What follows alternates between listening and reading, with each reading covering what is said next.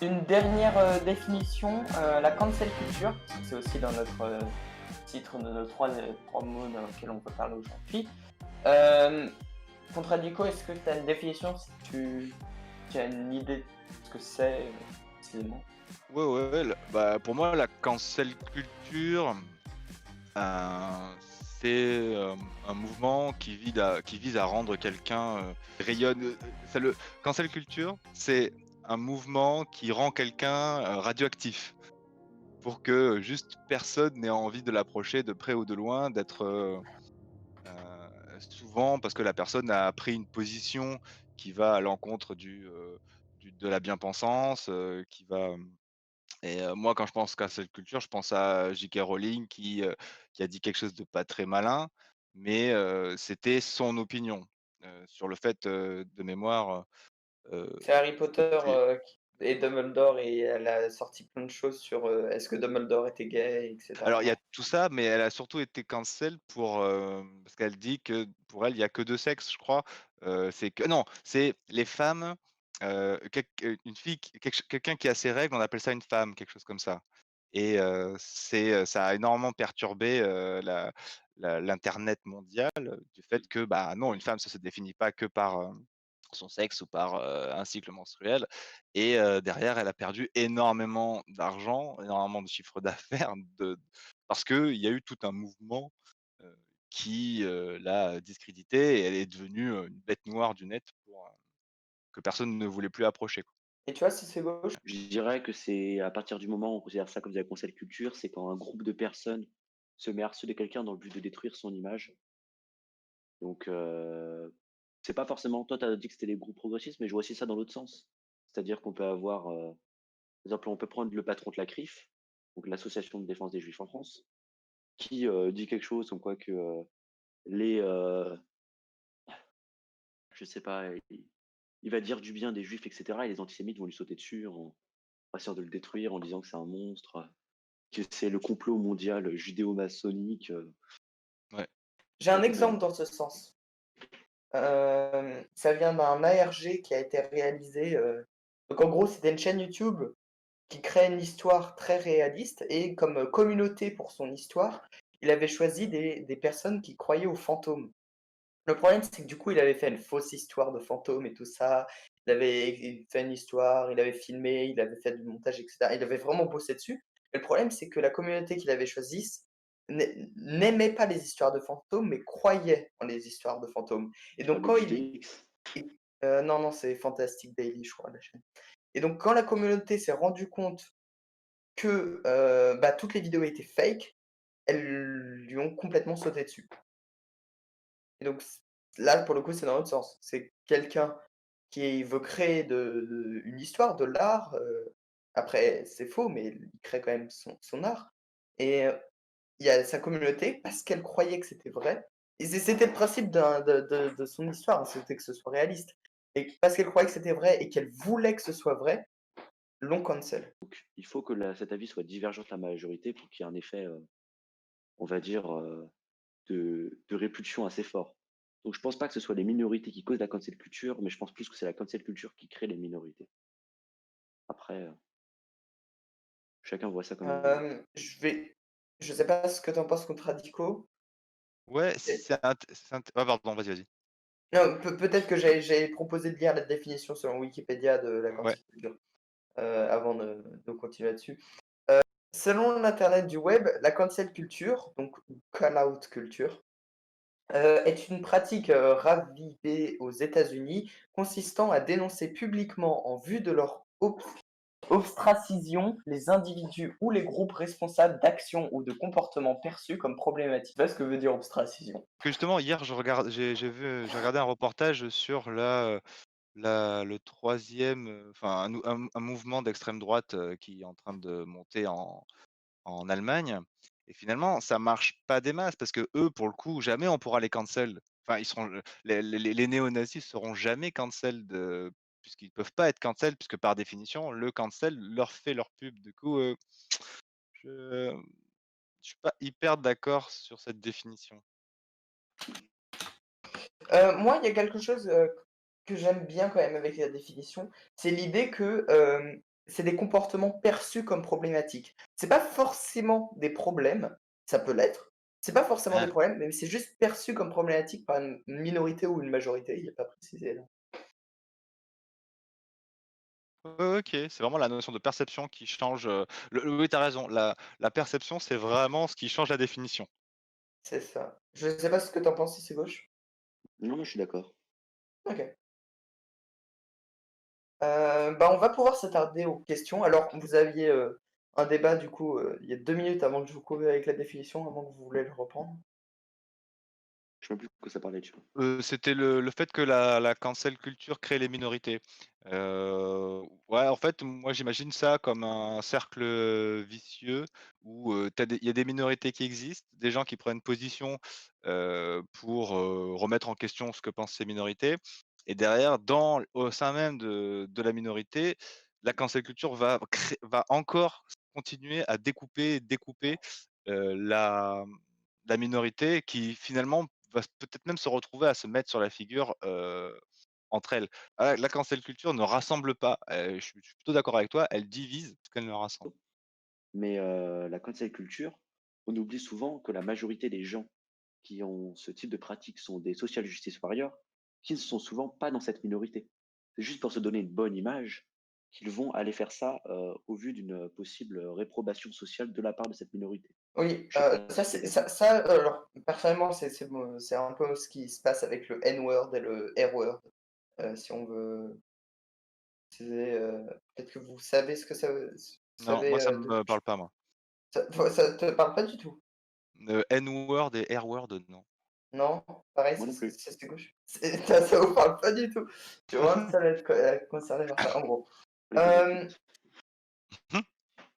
il y a un mot qui est sur Twitter et sur Twitch considéré comme, raciste. Ah!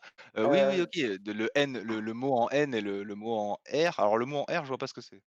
C'est le même mot que pour retard en français, mais Ah en oui, anglais. oui, OK, OK, OK, OK. C'est aussi simple que OK, ça. je vois. Donc N-word, c'est le mot pour, en Oui, France en français pour, quelqu'un de noir en gros, mais, oui. et le R-word, c'est, retard, mais, littéralement écrit et prononcé en anglais. Sur Twitch et sur Twitter, ils sont très, très, très détestés par mais, alors je sais pas si c'est une majorité ou une minorité, mais par une grande partie de social justice warriors. Si tu es pris avec un tweet qui dit un de ces 2 mots, tu te fais harceler. C'est aussi simple que ça, tu te fais harceler par ces gens, par ces social justice warriors notamment. Hem, Parce que alors, leur argument, c'est que le N-word a une connotation derrière qui fait ressortir des temps, très racistes, et très méchants et pour le R-word, c'est une insulte qui insulte aussi, des personnes, qui ont des problèmes mentaux. C'est ça l'idée, derrière le N-word et le R-word. Hem Et donc j'aimerais savoir ce que vous en pensez. Est-ce que c'est une bonne idée de censurer des mots? Censurer des mots, je pense que ça dépend personnellement, je dirais que ça dépend vraiment du contexte, et ça dépend vraiment pourquoi c'est utilisé. C'est que si on est vraiment sur, une émission, tout public, où, n'importe qui peut, se retrouver à regarder ça, je trouve ça dommage. Je repense par exemple au téléthon, avec un vieux chanteur connu, qui regarde le public et qui dit: «Tout le monde debout», et en fait, il regardait un parterre de personnes en fauteuil roulant et je pense qu'il y a des contextes où, ça va blesser on va blesser les gens sans aucune raison, avec aucune plus-value, et là, dans ces cas-là, je suis plutôt d'accord d'éviter, ce genre de mots. En revanche, je trouve que dans un contexte humoristique, dans un contexte, où le but, c'est d'être piquant, le but, c'est de secouer un peu, hem, à mon sens, on ne devrait pas avoir de restrictions parce que la restriction casse un peu la créativité, plus on avance et plus on doit rentrer dans un moule d'écriture qui est, un peu tristoun, je trouve, ouais. Qu'est-ce que tu en penses? C'est gauche? Alors moi, je suis d'accord et pas d'accord à la fois. Moi, je suis pour, je pense que tu commences à connaître un petit peu ma philosophie, hein, même si, j'en parle assez peu dans les Phosphorus, mais moi, je suis vraiment pour une liberté maximale et qu'on laisse les gens faire le plus ce qu'ils veulent, Mmh, puisque, au final, on se rend bien compte que les insultes, si on laisse ça au choix des personnes, les insultes sont utilisées à des fins plutôt correctes. Mais l'interdiction des insultes n'empêche jamais leur utilisation. Elle empêche seulement leur utilisation dans les contextes qui n'auraient pas posé problème en apparence classique, quoi. C'est-à-dire que quelqu'un qui veut aller insulter des femmes, bah, il va aller le faire juste parce qu'il est sexiste, il va continuer à le faire, même si c'est interdit. Alors que celui qui veut juste faire quelque chose de comique, comme tu l'as dit, ou qui veut avoir une touche d'ironie, il va se censurer puisque lui, il va respecter la loi. Donc, je vois pas l'intérêt d'imposer des choses comme ça, qui seront pas respectées par les gens responsables du problème, mais qui vont impacter tout le reste de la population. Donc, je suis Mmh. absolument pas d'accord avec ça. Et en plus, je pars du principe qu'en français, si on a des insultes, c'est pour transmettre un message, et que vouloir interdire des mots en français, ça a complètement aucun sens. Ça fait partie du vocabulaire français. C'est juste des mots qui sont peut-être pas plaisants à entendre, mais pas plus qu'une belle tournure de phrase très offensante, hein. Enfin, ouais, tu peux utiliser des mots très corrects pour dire des choses très méchantes. Ce qui moi, en fait, mon opinion sur ce sujet-là, c'est, ça sert à rien de censurer les mots parce que c'est pas forcément les mots qui blessent, c'est plus leur sens. Donc si on emploie le N-word dans une phrase qui est, pour, supporter, la cause, des Afro-Américains en Afrique, aux États-Unis et cetera, bah, c'est très bien. Je vois pas le problème dans l'utilisation d'un mot en tant que tel, juste une série de lettres qui ont un sens, dans une phrase qui a un sens de positif. Tandis que si on utilise enfin, censurer un mot, c'est juste retirer le sens du mot et toutes ses utilisations possibles.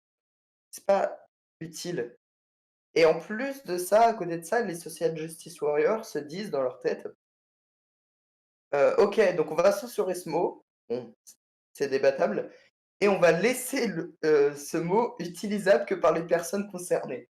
Ça, c'est quelque C'est chose qui complètement me choquant, ça. qui me fait encore fleurir. Donc ça veut oui. dire que des noirs ont le droit de dire le N-word. Ça fait absolument aucun sens. C'est comme si dire des noirs ne peuvent pas être racistes. Des noirs peuvent très bien être racistes. C'est aussi con qu'être raciste en soi, mais voilà. Je sais pas ce que vous en pensez? Ouais, je sais pas si c'est quelque chose à en penser, quoi. Enfin, ça, c'est juste une constatation. Voilà, bah, ça paraît assez sur le Après, est-ce que sens. c'est une bonne chose? Moi, je dirais que complètement que non, hein. Je le De vois même, quoi? moi, je sais que j'ai aucun problème pour déconner de plein de sujets. Même, tu vois, en tant que gay, je déconne avec des potes gays en disant des insultes envers les gays. Ça passe tout à fait très bien. Et même demain, mon père se met à déconner là-dessus. Enfin, je sais que c'est de la rigolade. Je vais pas aller l'engueuler parce qu'il a utilisé une insulte homophobe, quoi. Donc, je vois pas Mais pourquoi ça devrait être réservé à quelqu'un ou quoi que ce soit. L'humour est et universel. mais Mmh. justement, le contexte est hyper imp le contexte et savoir le pourquoi la personne dit ça, reste hyper important et finalement, ce que tu as dit résume super bien, c'est gauche, parce que ça résume super bien l'esprit. C'est que si tu interdis quelque chose, de toute façon, ceux qui l'utilisaient quand même dans de dans un mauvais escient, vont continuer à l'utiliser dans tous les cas et finalement, les règles sont faites pour ceux qui les respectent et souvent on entend, heu, enfin, c'est bien gentil de mettre des règles, mais si c'est pour brider les ceux qui sont déjà gentils à la base, qui ont pas de mauvaises d'arrière-pensée, finalement ça sert pas à grand chose et finalement on passe notre temps à brider les gentils, enfin les gentils, les classiques, normaux, les gens qui ont des avis et point barre, comparé à ceux qui sont vraiment violents, qui veulent vraiment faire du mal et qui eux continueront dans tous les cas parce que du fait que c'est interdit, ce sera encore plus fort puisque le mot aura disparu et eux pourront l'utiliser avec encore plus de force et ça pourrait encore plus outrer, ça pourra encore plus choquer, ça pourra encore plus faire mal donc